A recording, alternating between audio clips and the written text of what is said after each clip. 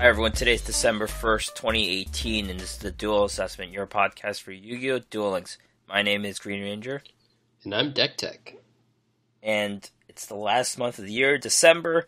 Today's the 1st of December, as mentioned, and it's the start of a new ranked season.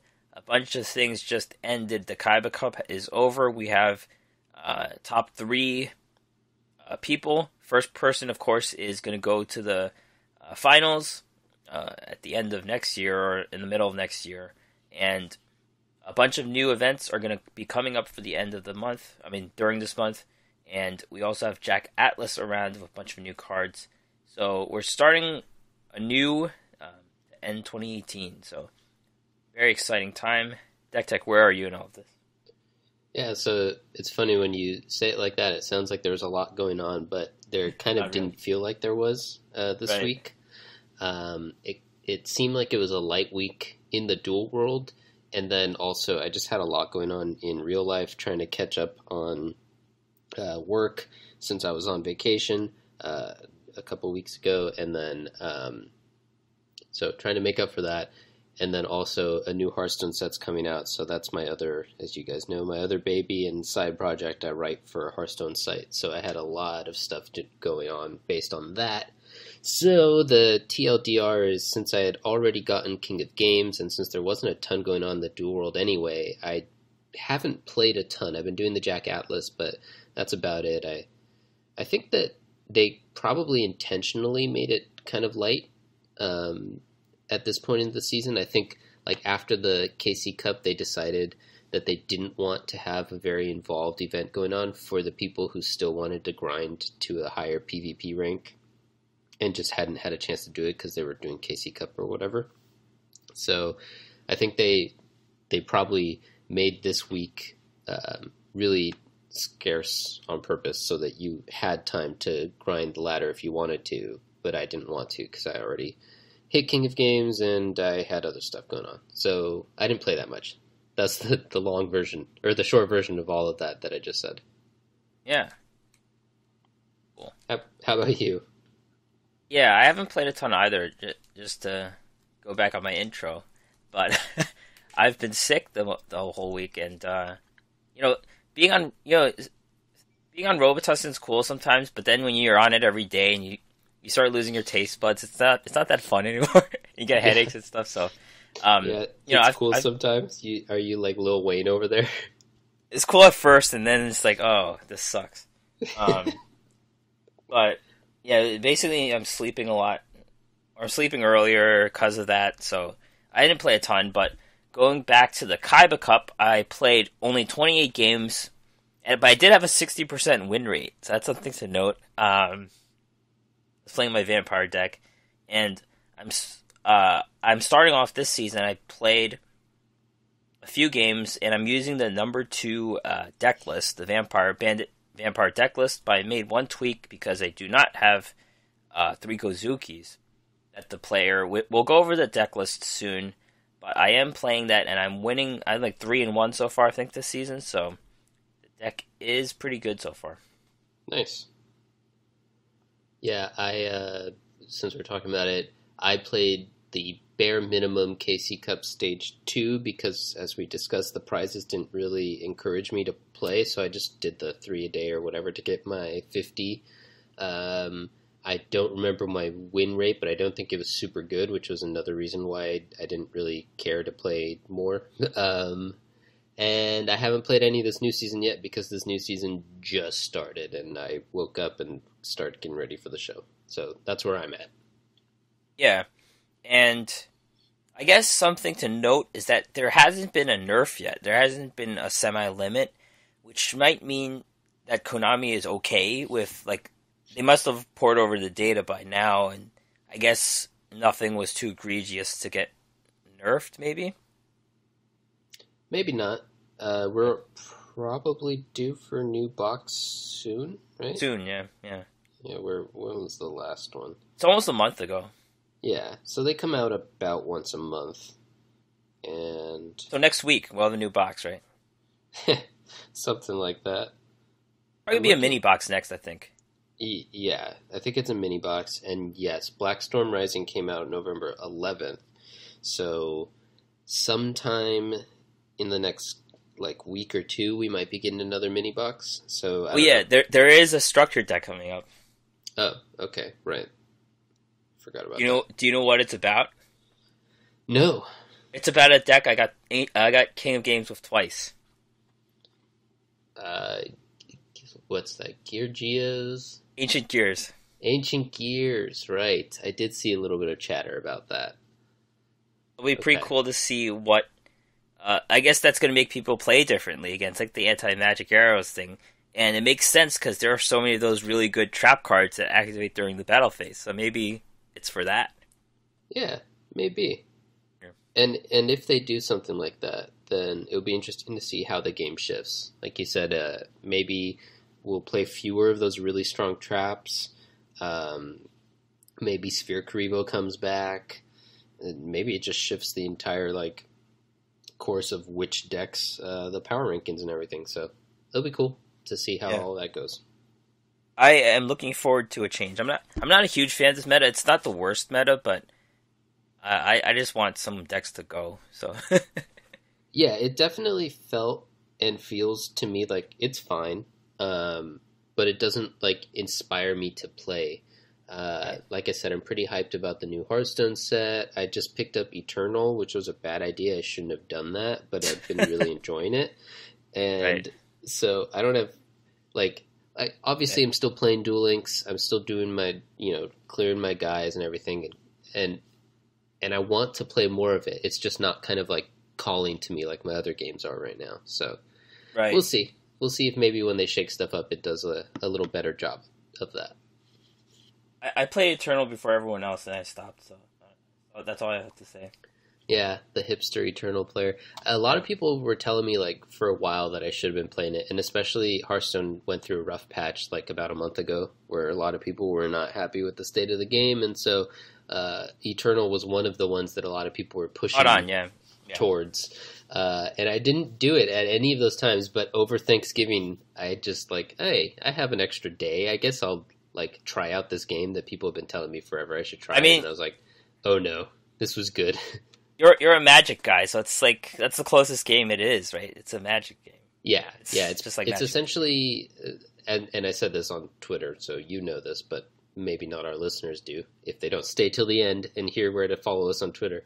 Yeah, it feels like it's Magic, but they built it for the digital like Yeah, medium instead of like Magic was obviously built before that, and so it was built for the physical medium, and then Magic was later adapted to digital in Magic Arena and Magic Online and stuff, and it works pretty well, but it's not like a clean adaptation. Whereas this is clearly built by LSV, the person who is like the lead designer, is a longtime Magic player. I might be Hall of Fame or something. I don't really keep track of all that stuff, but he's known in the field. He's played for a long time, and so he clearly kind of just adapted Magic, which he knows and loves, to the digital medium and built it from the ground up to kind of just fit a little better in the digital medium. So I think that's pretty cool, and I think they did a really yeah, good job with it. yeah. But this is a Duel Links show, so let's talk about Duel Links. Right. We can't give too much praise to other card games. Yeah, I'm Um, sorry, Duel Links. Kaiba Cup 11 report this week in esports. So there's something funny going on. That's the best way we could describe this. Um, when they were trying to scrub out some of the cheaters. If you read the announcements in game, and once all the dust cleared, they did have the top three winners. And if you notice the day that they posted the winners, I think it was the 28th of November.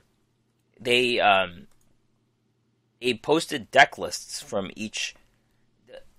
I don't know who these deck lists are from, but in the in-game feature, if you go to deck lists and you filter by Casey Cup, there are 6 deck lists, and they go by like November Kaiba Cup number 1, number 2, number 3, and there's 2 deck lists each.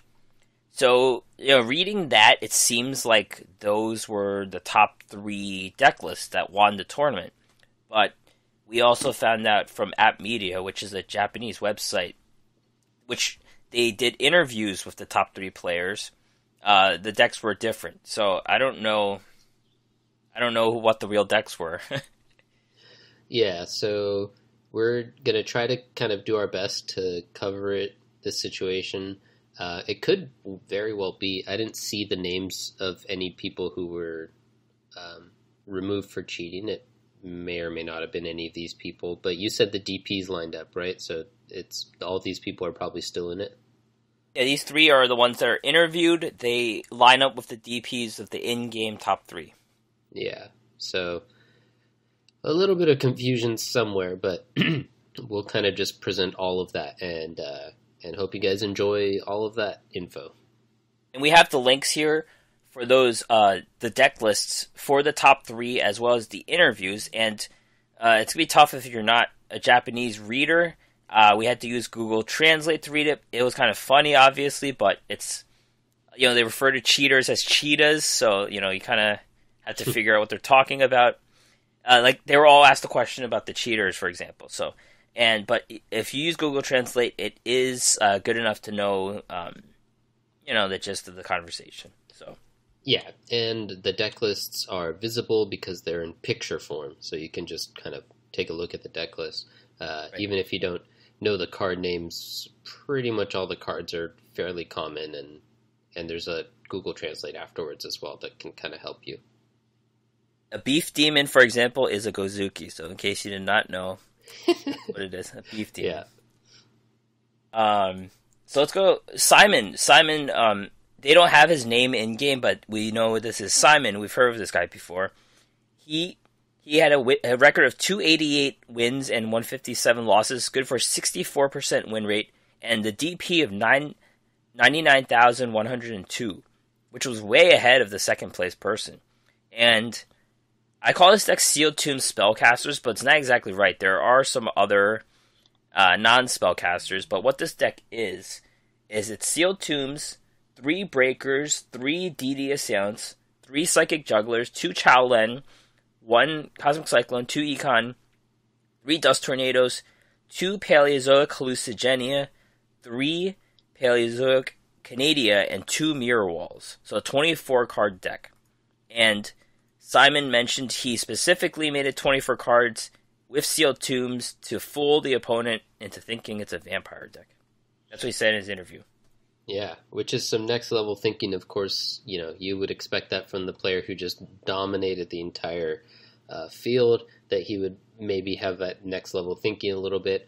It looks like it's just kind of a tempo control deck thing, kind of similar in style to those old tempo control decks that we had a little while back with Sergeant Electro and stuff. So it doesn't stand out as anything that would just like kind of, oh wow, this is just going to dominate. But he's obviously a really smart player, and he knows the deck probably better than anyone else because he played way more of it than most or any other players did. So it just kind of worked for him.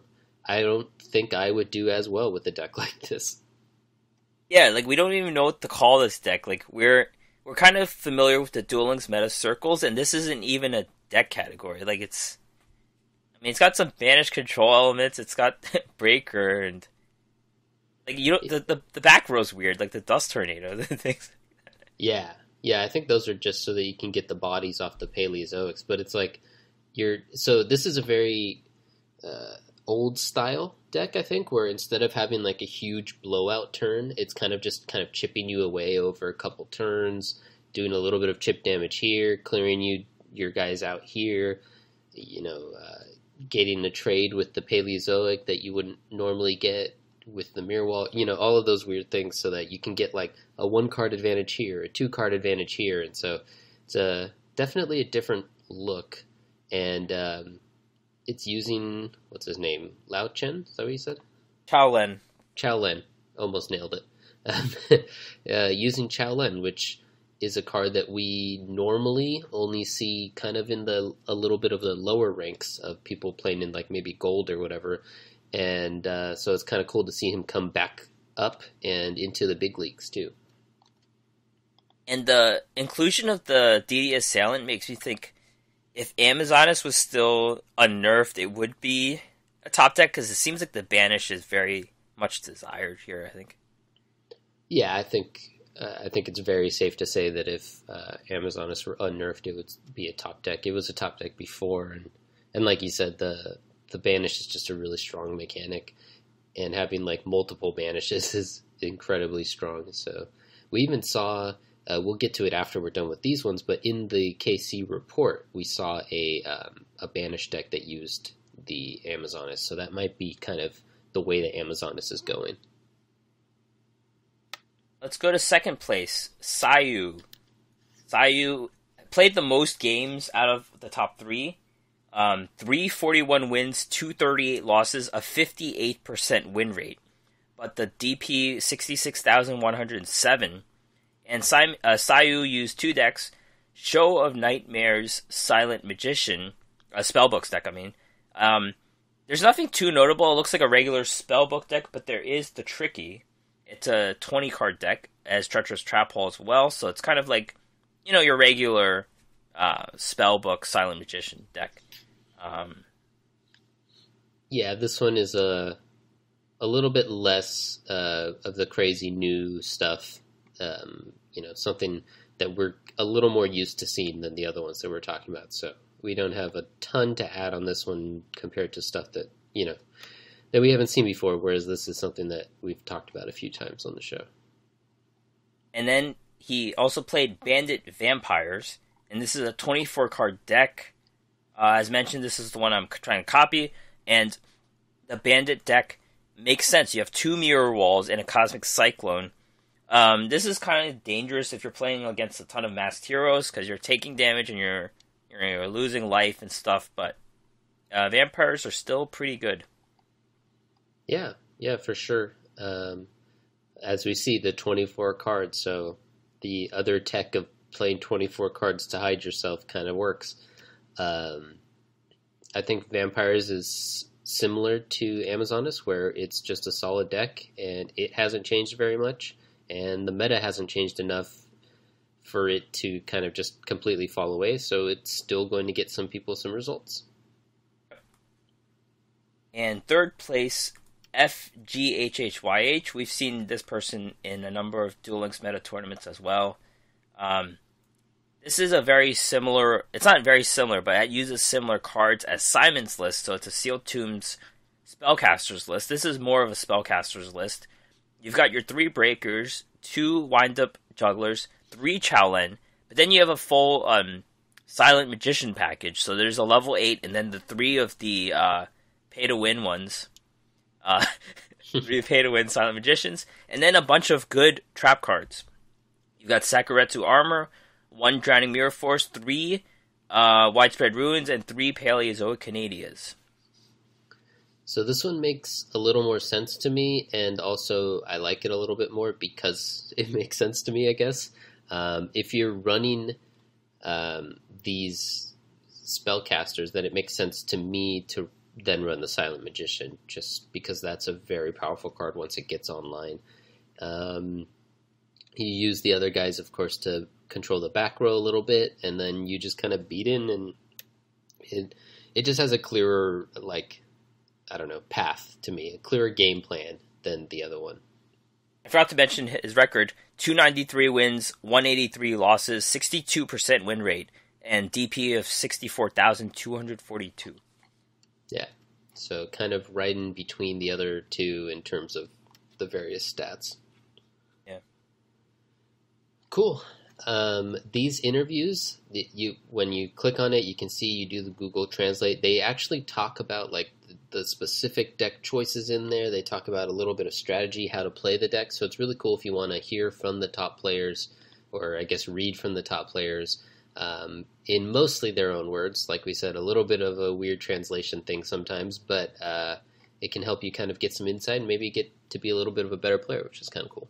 You know what's funny? They always talk about the Wild Man Beat, and that's the deck we shared online with the guys that are immune to trap cards, and then they just have Axe of Despair and Mage Power and things like that. Yeah, that one. That's another one that's in the official report. It's kind of cool, but maybe it's bigger over there than it is in our kind of meta, in the English-speaking meta. I'm not sure. Yeah. All right, so speaking of that KC report, I guess I can just kind of take over a little bit. It it shows you the frequently used monsters and traps in stage 1, stage 2, as it always does. Um, this time, there was not a huge difference between stage 1 and stage 2.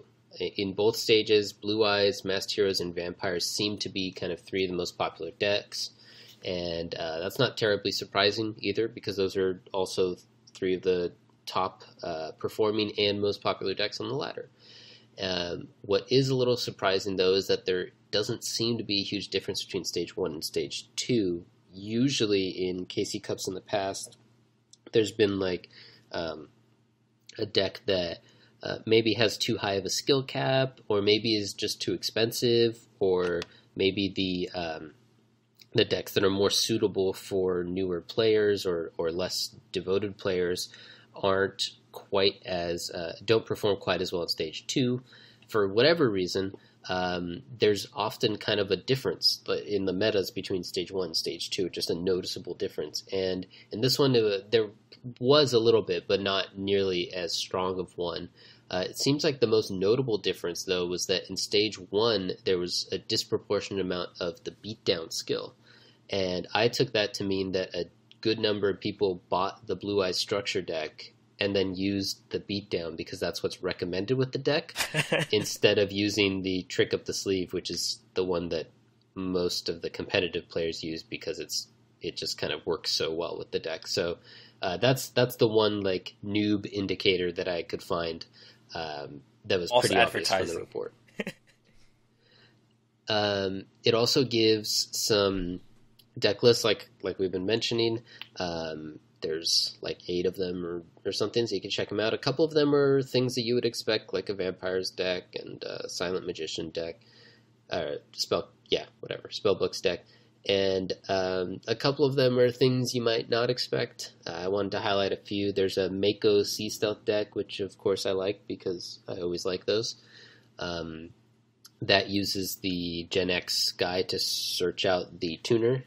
And really the more important part of that is that you can very easily get your Citadel Whale into the graveyard, and so it only has to run one Citadel Whale because of that, which is kind of cool. As we mentioned before, that's Duelist C is that guy. Duelist F is the one that's the Amazoness / Banish deck. It's kind of a Banish control deck that just uses the Amazoness package, which has now been greatly reduced just because of the fact that it's been nerfed and stuff. So now you can kind of fit it in as a package in your control decks instead of like as the main focus of your deck. Then there's the Balance Mage Power deck is what I called it. What they call it? The Wild Man Beat. Wild Man Beat. So that's Duelist G. You can see that. It seems pretty strong and really annoying and tilting. I've only played against it like once or twice in all of my games on the ladder and KC Cup and stuff. But it seems like a decent deck. It's a little expensive, which is probably why I haven't seen it as much, because it requires multiple SRs from different boxes. And not everyone buys that. But I don't know. It seems like a cool deck. I might try it out if I get enough of the equip cards to make it worth it. Right now I'm a little short. And then the final one I wanted to point out was one of the cooler ones. It's Transcendent Crystals Bujin deck, which is Duelist I. Transcendent Crystals is great we've seen it used a little bit for cards that you specifically want in your graveyard, and Bujins fit that bill, so it makes sense. So it's a cool thing it works out, and it's a less popular deck, so that's kind of cool too. And then the last point is don't forget to go back into the KC Cup. You can click on the emblem that's at the top of each screen, or you can just go into PvP and go in there and click on claim your rewards, and that way you make sure that you get the SR ticket and stuff. Yeah. So I guess to wrap up, we didn't play that much because we weren't motivated. I don't know if that will change people writing in feedback in the future, but it is another Kaiba Cup in the books. That is it. Yep. All right. Duel Links Meta Weekly 48. This happened on Wednesday, and this one was ruled by the vampires. I'm not sure why. Last week it was like, for weeks it was the Masked Heroes, and now they're gone again. I don't know what. Maybe they were banned. I don't know what's going on here. Everyone just stopped playing them. First place, Destiny Draw Zeralsta. Destiny Draw Vampires. Funny thing is, these vampires are 20 card lists, which is a bit unusual for them. This one has the Seer Karibos, which is the latest innovation here. Destiny Draw. You got a Econ Hey True Nade Semi-Limit Split. Yeah, that's all. And then there's Anti-Fusion Device in the sideboard. I've been waiting for this card to show up, and here it is. There you go. Yeah, this seems like a fairly clean and normal deck, I guess. Even though it has those innovations, it's like if you didn't know about the past versions of Vampires, you wouldn't have really given a second thought to any of the card choices in here. So, makes sense, I guess. Here we have a deck, second place Monkey Warlock, Paleozoic deck, and it's pretty funny how this deck works. I've always liked the wetlands with the Paleozoics because they just become 2400 monsters, and this has a lot of things. There's a lot of control cards here. You've got the two monsters are control cards: Evil Swarm O Lantern and Wind Up Juggler. Got 3 Drowning Mirror Forces, 3 Canadias, 2 Wall of D's. So those are all control cards. 1 Hallucigenia, and then there's a lot of card draw. Pakaya draws 2 cards. Morella thins the deck. There's a Legacy of Yatagarasu. It's not even a farm deck. There's Burn with the Chain Reaction skill. And then you could get, like all these 2400 attack monsters who are immune to destroy monster effects. It all works out. Yeah. This is, of course, like the rogue, as they call them, just kind of off-meta deck.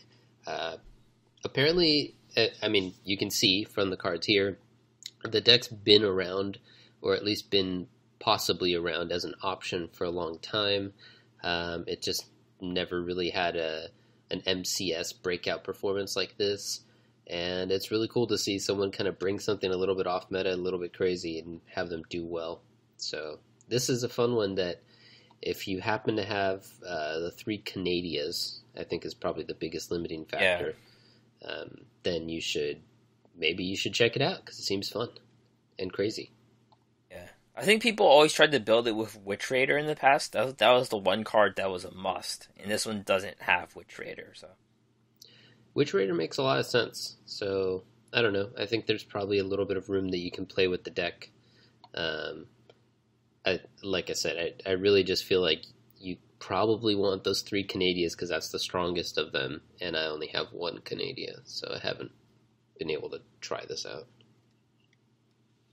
The other trap cards like Drowning Mirror Force, you could just put in like Widespread Ruins or something, Yeah, like the other ones aren't nearly as important. You want the Paleozoics, of course, and the Picaya and the Morella are both cheap and easy to get, so you would just get those while you're searching for the Canadia anyway, so you don't have to worry about that. He only runs 1 Hallucigenia. You could probably run more of those if you have them, instead of maybe the Drowning Mirror Force or the Wall of D, but Wall of D could also be replaced with just a regular Mirror Force. There's lots of options for, like we've mentioned, really strong traps that you can kind of just play more of if you want. Third place, Shao's, who is number 1 NA from this Kaiba Cup.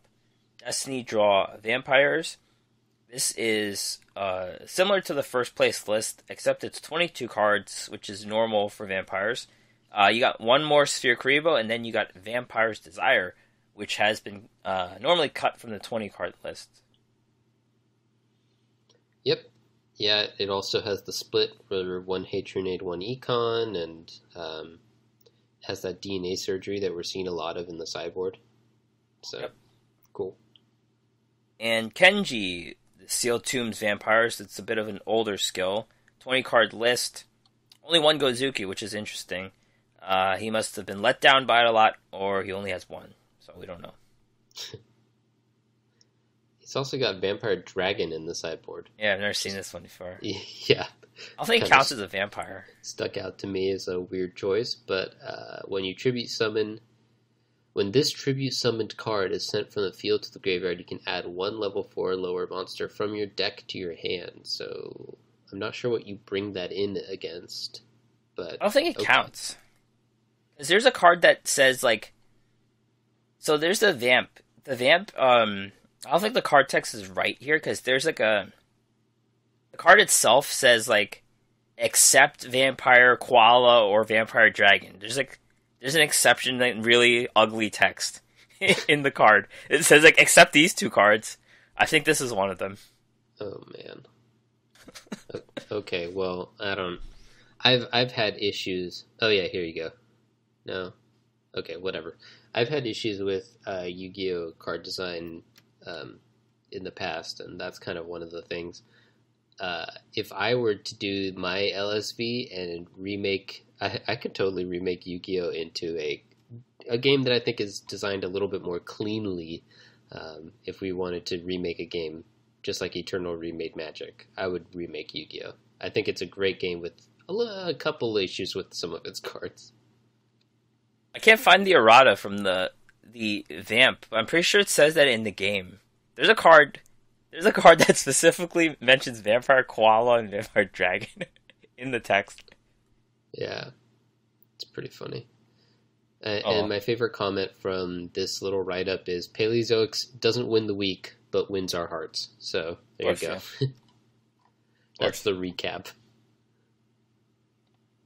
So, the main PvE event this week is Jack Atlas. I don't know much about Jack Atlas because I didn't watch all 5Ds, but he's kind of like the Kaiba guy, I guess. The main rival of Yusei Fudo, also his friend. He becomes his friend, or he's his friend, and then he leaves him. He leaves him in the slums, and then he becomes his friend again when they join up or something to be signers. So fair weather friend.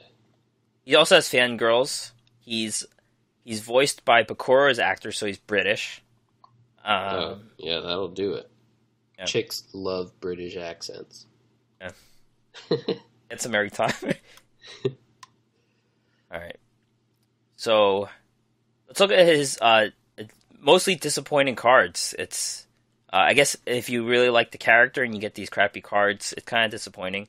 But, I think these will be available once we get the character. It's going to be like a big card pool at the gate. Again, like, Zane has a huge card pool. This is going to be kind of the same situation. I think he's going to come back in an event with new cards, and then you could get these cards again. I think that's safe to say.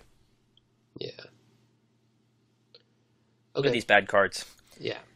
Multiple Piece Golem, 7-star Rock Fusion between Big Piece Golem and Medium Piece Golem, 2600, 1300. At the end of the battle phase, if this card attacked or was attacked, you can return it to the extra deck. Then, if all fusion material monsters were used in the fusion summon or in the graveyard, you can special summon them. So this guy has to attack or gets attacked, and then you bring back a 2100 and then 1600. So it just splits into 2 pieces, I guess. There's no, like, combat trick with this, so you're just getting, like, a 2600 fusion, and you have to successfully attack through, which is tough nowadays, so it's really not much point to it, I think. Yeah, and then the big piece and the medium piece are also rewards, so we're about to talk about them in a second, but neither of them are particularly impressive either, so it's kind of like there's no benefit here on any side of it, really, to make this a competitive playable deck as far as we can see. And it's not like Diffusion where you could attack again. I think the battle phase has to end, so you just leave 2 guys on the board, so that's the problem, right? It seems like it, yeah. I guess what it does is if you attack, you can get Wall of Deed, and then if you still survive, then it kind of undoes it a little bit, but then you would have to refusion them, so I don't know. Seems bad. Seems bad. Big Piece Golem, 5-star Rock, 2100 0. If your opponent controls a monster and you control none, you can normal summon this card without tributes. So basically, this is a situational free. You put a 2100 down on the board, The main problem I see is it's weaker than any of the vampires when they have the field out. So, not the vampires, the samurai skulls and the gozukis. So it's 2200, this is 21. But it can win a fight against like a regular 1800, I guess. Yeah.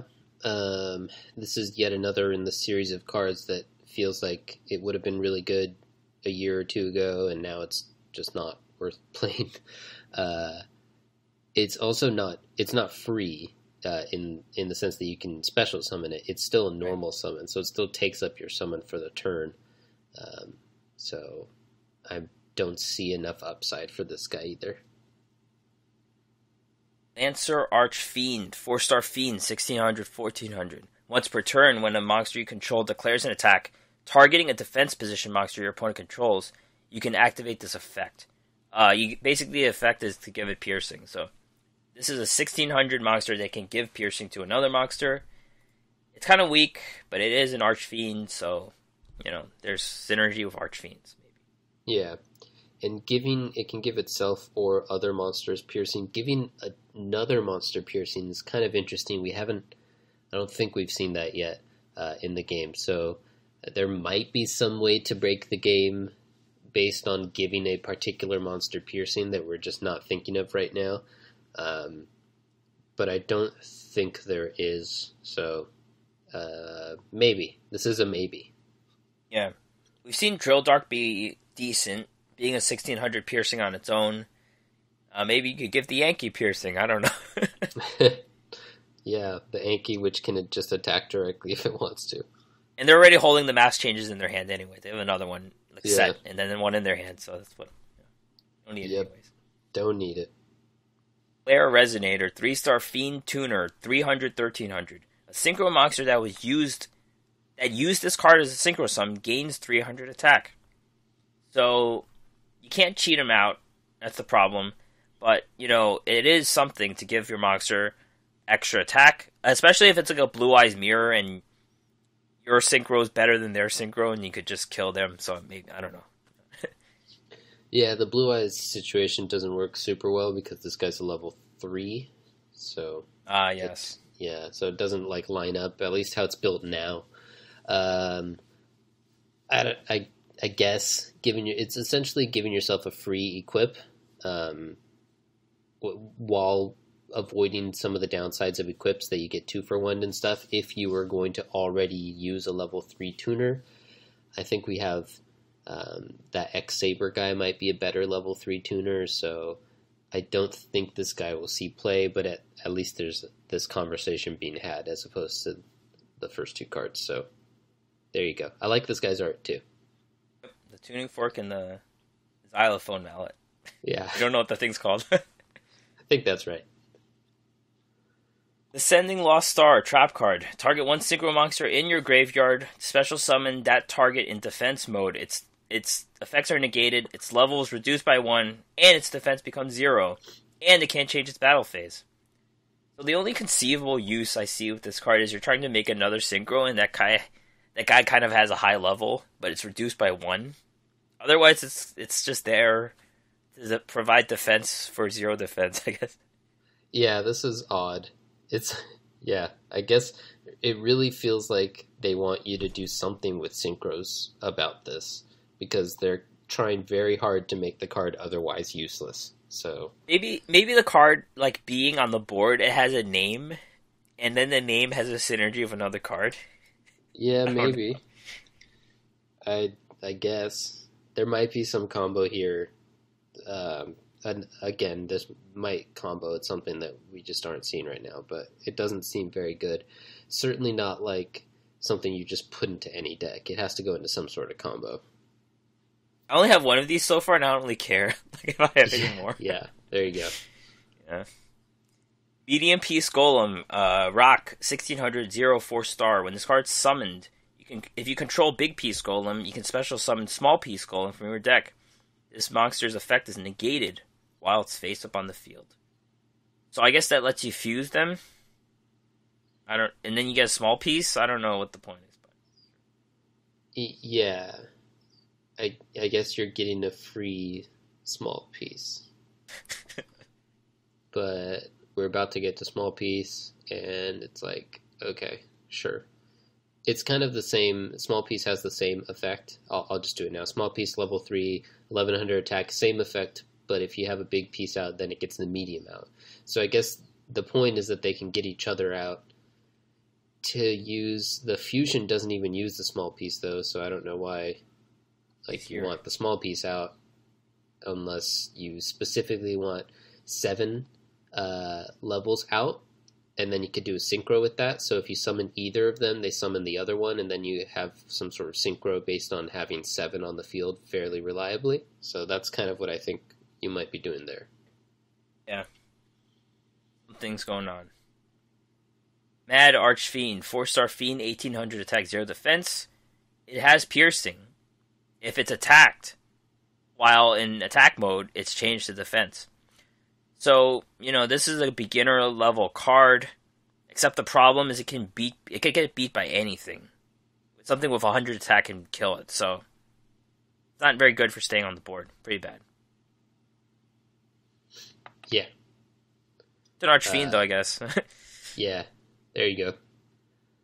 We talked about this one. It's like it seems like a card that might be okay if you're newer, have smaller collection, playing at the lower levels or something. Then you might run this guy. Yeah. Power Invader, 5-star Fiend, 2200 attack, 0.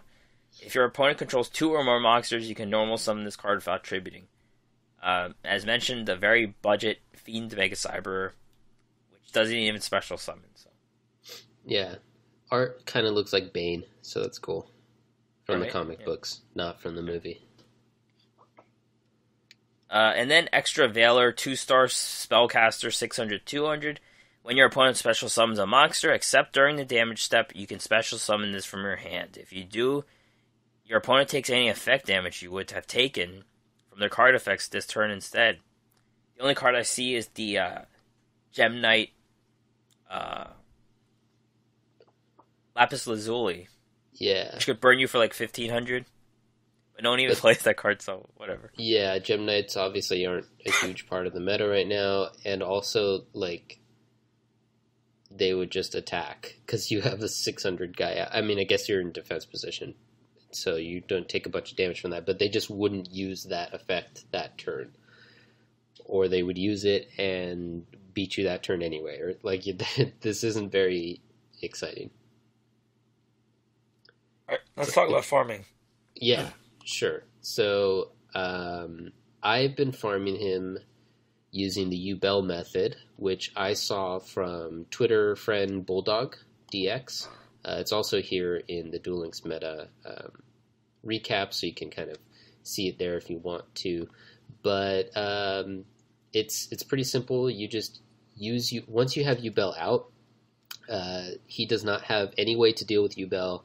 And he also doesn't have any back row disruption or any spell and trap disruption. So you can get Yubel out fairly easily using the Fire King monsters. You can use Fire King Island or Fire King Avatar to get him out, or her out, or it, whatever. And then once you do, you just kind of stall. You just keep drawing every turn. You use the Fire King Island and Sangans and Planet Pathfinders to give yourself a little bit of consistency, but it also thins your deck out so you get to the bottom of the deck before he does, and then you just finish him off with a Vassal Union attack. And I forgot the Montage Dragon is the missing piece there to make Vassal big enough, because Yubel obviously has 0 attack.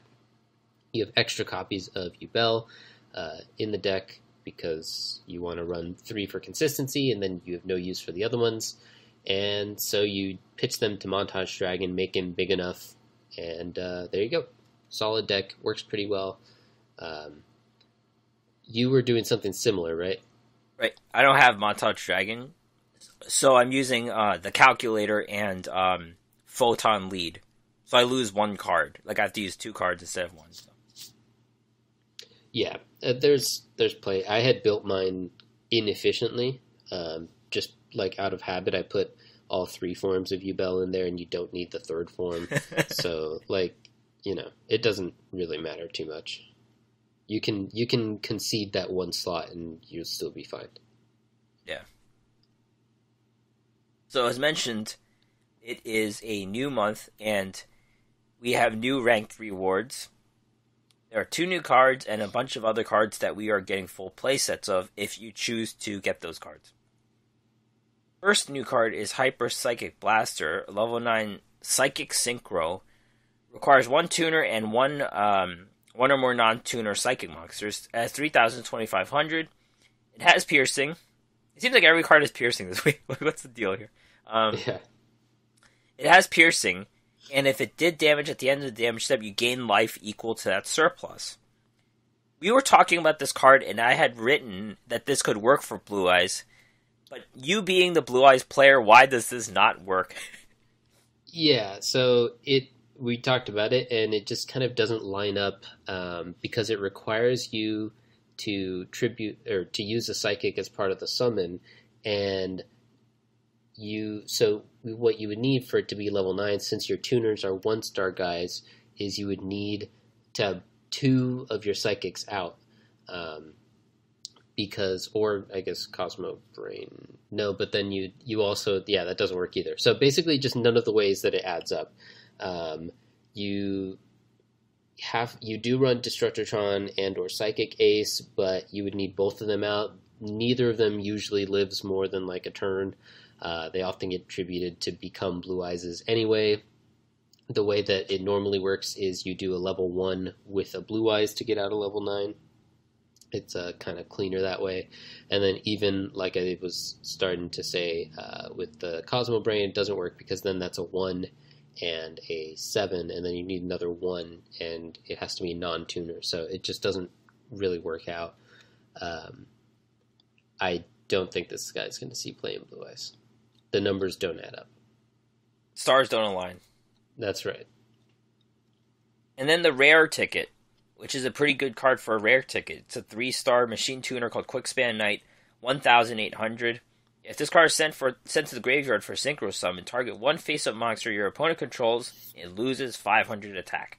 It's kind of the opposite of the Flare Resonator, but losing 500 is not inconsequential, I think. And it's in like a mirror match, and a lot of monsters do have, similar attack. There's no monster with like 4,000 right now. It's like they're all like around the Blue Eyes level, I think, so that kind of helps. Yeah. And also it helps because synchros tend to be slightly weaker than, whatever else they would come out, or at least the ones that we have in this game. So this kind of helps make up for that. Obviously 500 is more than the 300 buff that you get for the other guy, and the reason for that is because this only targets one of their monsters, whereas if you buff your own monster, that's kind of like targeting all of their monsters, because just the effect persists if your guy lives, or it applies to all of their guys who might want to attack into your guys, so that makes sense. And I guess if you're choosing between the two, you'd have to just decide which of those effects is more potent and more appropriate for your deck. Right. I'm going to go over some of these other cards that we're getting extra copies of. Windrose, this is one of the Elemental Lords from the DD Tower. You basically need the 5 wind monsters in your graveyard for a worse Nephis, because you can only use the ability once. And Nephis is so much better, because you keep doing the ability, so not worth it. Not worth your UR ticket, I think. Nope. Beatron, this is a Weevil reward, which we only have 1 of.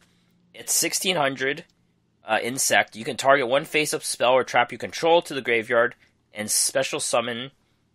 Target 1 level 4 or lower insect from your graveyard, special summon in defense mode. So if ever there's some insect thing going on, maybe. It's an SR ticket though, so maybe not. Flow. Yeah, I think I'm okay with it. There's definitely a little bit of special summoning insects that's like somewhat relevant.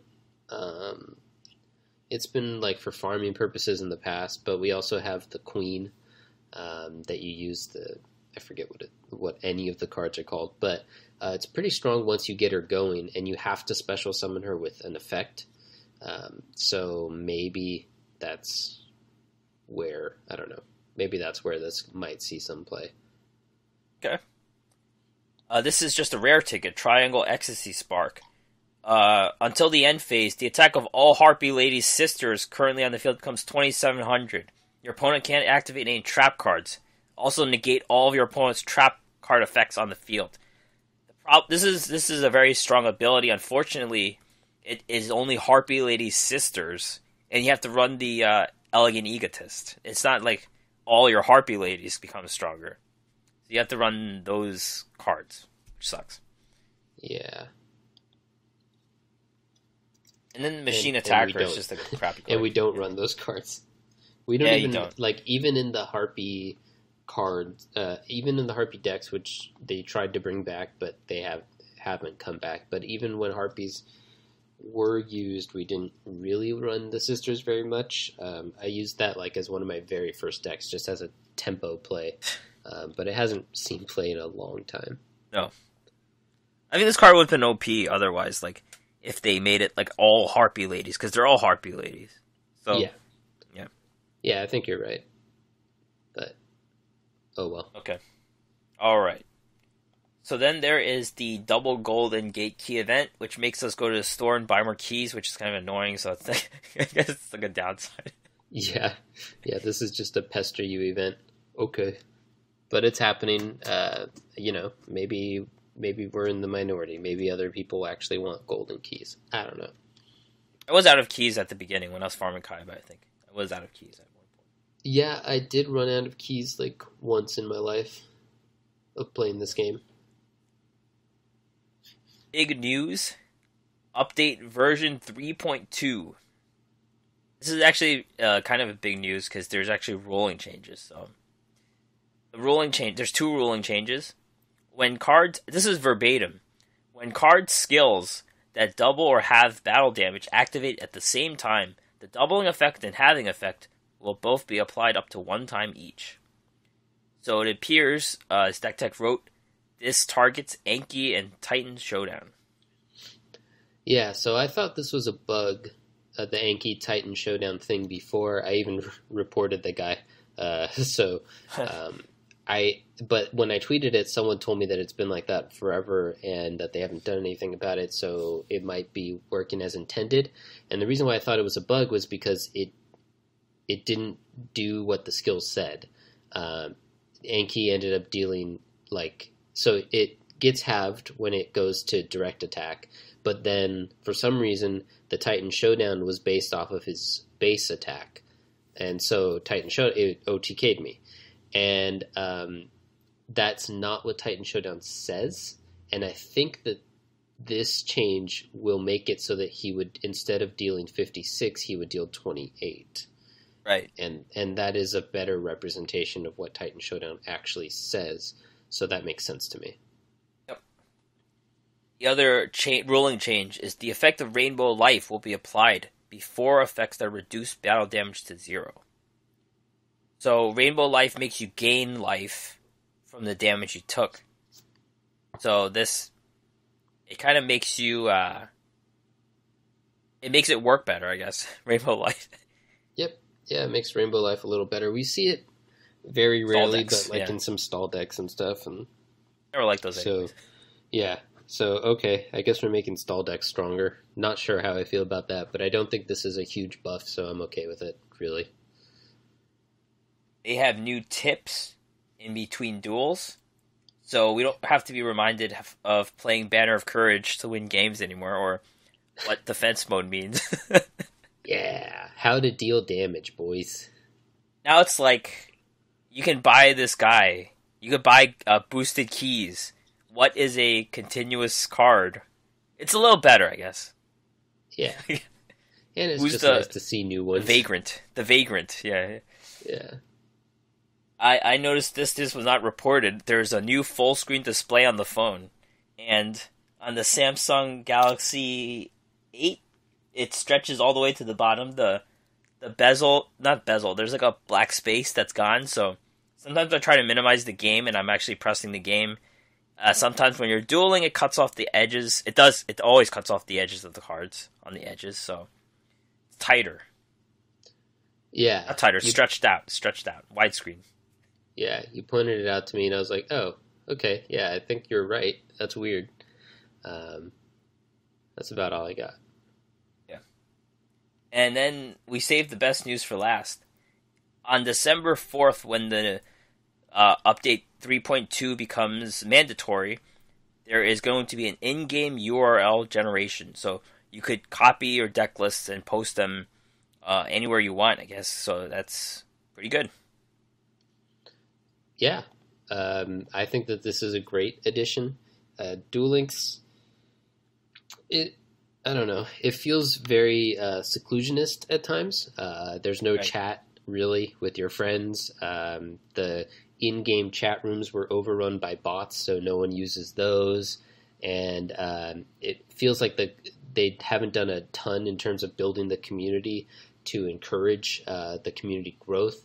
And we've kind of had to do it ourselves. And I think this will make it a little bit easier for you to share things with your friends and hopefully just kind of open the dialogue and generally make it a little bit of a stronger, more tight-knit community. Yep. All right. So we're going to finish up by talking about the upcoming news you already know about. Next week, I think the 3rd or the 4th, probably the 4th when the update goes by, Tabletop RPG Monster World. We can finally get Tristan. A lot of people online are excited. They are going to main Tristan. Why wouldn't you? So a lot of people online. Is that you? Did you mean you? No, I've seen other people. I think he's gonna be a level 45, right? Because the 5Ds people are level 30s, and he's in the DM world, so he should be a 45. Oh yeah, I agree. It's gonna take a while to get him. Which is good, because I've started to get fairly close to maxing all my guys. Not like in actual danger, but about half of my 5Ds are at level 30, half of my DM are max, and the other half are between 40 and max, and then almost all of my GX are at max as well. So yeah, I think I have 2. Luna's gonna get there today, so then it's just Trudge. And then Cyrus and Jaden aren't leveled up. And then a bunch of other ones. I have a bunch of stragglers in DM world, I think.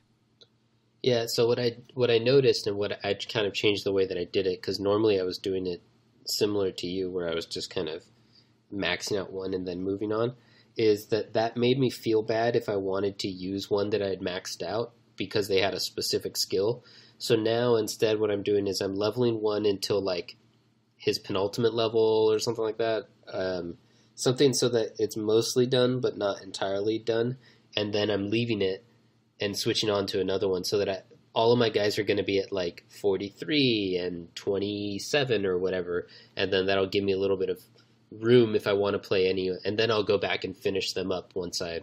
Right. But I didn't start implementing that plan until very recently. So that's why I have half my guys maxed and whatever. Another problem with Tristan being level 45 is what cards are you going to give him? Like, I don't know what they're going to give him. It's going to be all bad monkey cards. It's like the monkey cards, the Robo Yarus, and I don't know, just some warriors or stuff. I don't know what they're going to give him. I hope he has a useful skill. Look, it'll be bad if he has a useful skill, I think. Because it's just going to be like all Tristan's on the ladder, like playing some dumb skill that's really good. You know, I don't know. I guess we'll see. We'll see what they do. Yeah. DD Tower, Sacred Light Dimension. We have all the cards here. Lightning Warrior is the only one confirmed. Yeah, I always like the DD Towers. I think they're fun. Yeah, I'm a little bit less into them. It's like it engages me too much, but not enough that I'm like interested, but more than like I like the ones where I can either play without paying attention, so I just do it while I'm at work or whatever, or the ones where I'm like having a ton of fun. So I don't know. We'll see. I can't play at work anymore. It's just like train dueling for me, so I guess it works for me. Esperoba to the gate. That's it for him. Tyranno Hasselberry is coming for the first time. We won't get to keep him. We will get some new dinosaur cards, which is always good. Duelist Challenges coming late December. And Duelist Chronicles GX version, Welcome to Duel Academy, also late December. Yep, I'm excited for that one. We'll see, I'll get to finally learn the story. All right. So that is it for us today. Thank you very much for listening to us. You can find our podcast anywhere, literally anywhere. Just search the Duel Assessment on your favorite search engine. If you use a hotbot search, you'll probably find us too. Check out the podcast and more at our website. I'm just losing it right now. TheDuelAssessment.wordpress.com. Facebook.com/TheDuelAssessment. If you are a fan of our work, you want to keep us going, Patreon.com/Duel_Assessment. Email us with any questions at duelassessment@gmail.com. Or better yet, talk to us on Twitter, Duel_Assessment. Me at Green Ranger CCG, DeckTech at HS DeckTech. Yep, that's where we love to hear from you guys. That's where you can get shoutouts and stuff if we see your cool deck ideas before we see them on Duel Links meta, all of that type of stuff. So, love to hear from you there. Yep, for sure. All right. So thanks, everyone. Have a good day. We need a better outro. Yeah, we definitely do.